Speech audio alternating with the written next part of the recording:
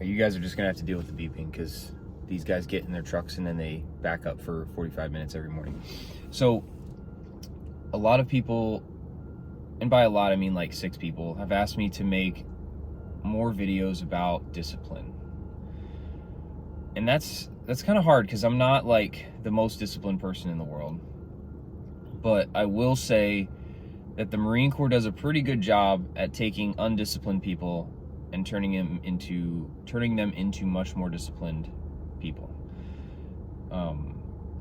Discipline is a big reason as to why I joined the military, because I wanted to have more control, and maybe that speaks volumes about my character, and that I need the control. But I wanted to be in control of my habits, in control of my schedule, in control of my time, as much as I could be. So the military was a good fast track to that, because at boot camp you do learn discipline, and you do learn it very, very fast. I think what we have to do is, and I love analogies, I'm not great at analogies, but I love analogies. I think what we have to do is think about discipline and motivation and kind of frame them properly, right? So motivation, here's what I want you to think of. Shelter. Motivation is a tent. It'll be okay in the short run. It'll keep you out of the rain, it'll keep you warm, you'll survive the night. But the next morning, you might have to do some repairs, and that motivation might not be as strong as it was when you first put it up. Discipline is a house. Now, you can't just pop up a house in 10 minutes, but once you build that house, it's going to weather the storms. It's going to keep you safe and dry a lot longer than the tent will. It's going to require more time to build, and it's going to require a lot more skill and patience. But in the end, once that house is built, it's going to take a lot more to destroy it, if that makes sense. So in a lot of ways, I want you to think about it like motivation's not a bad thing. Motivation might be the thing that gets you up off the couch. You know, you watch a David Goggins video or something, and it gets you to the gym. But that's only gonna last a little bit if you're purely driving off of motivation. What has to happen if you want to create a routine and create a habit is discipline. And in my own words, the best way to describe discipline is doing the things to reach your goal, even when you don't want to do them, especially when you don't want to do them. It's a commitment to your goals. And I understand that that discipline is hard.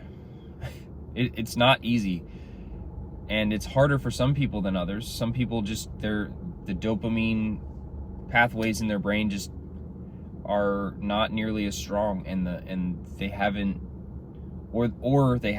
seen felt that dopamine from the reward yet. Like the reward hasn't happened yet, so there's no chemical mechanism to get them to want to go to do the thing.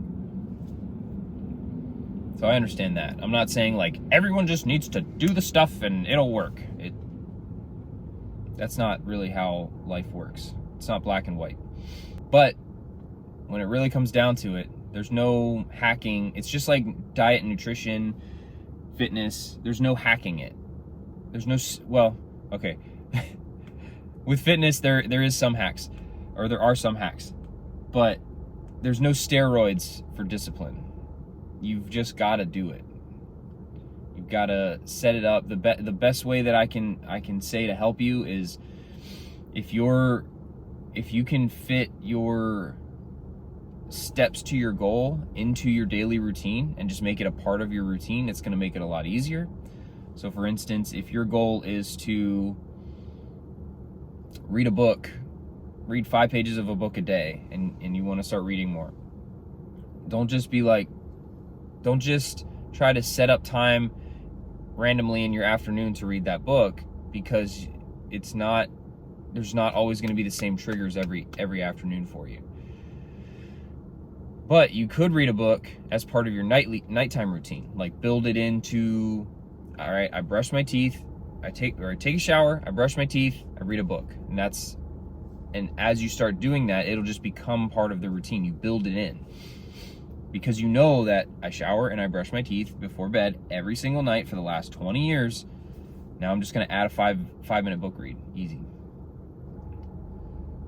Some are harder than others though, because you have to, let's say you want to go to the gym more. You have to like get up and go out of the house. And that's a lot more difficult to just build into a daily routine. So that one's just going to require that you set aside the discomfort, the feelings of discomfort in your brain, and just go for it. I don't know. I'm not an expert, guys. I'm just trying to tell you what I do. A lot of the times, I do not want to get up in the morning. Like this morning, I did not want to get up. But I've been doing this for so long that it's just, okay, all right, yep, it's gym time. Let's go to the gym. And even though I'm not going to slay myself today, I'm just going to get my workout in, do some sauna time, do some stretching, go to work.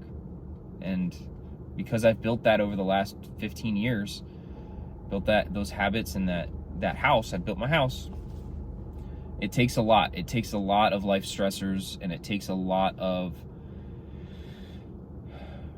changes to throw that off, to throw me off of my routine with fitness. So, and the nice thing about it is, let's say we move across the country, for instance. That's a big life stressor, and that's a big life change.